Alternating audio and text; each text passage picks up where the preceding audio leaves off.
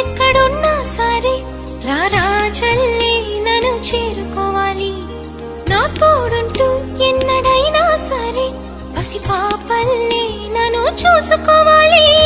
అమ్మలోన ఉన్న కమ్మదనం వెన్నలోన కలిపి నాకు ముద్దు ముద్దు గొరు ముద్దలు పెట్టాలి.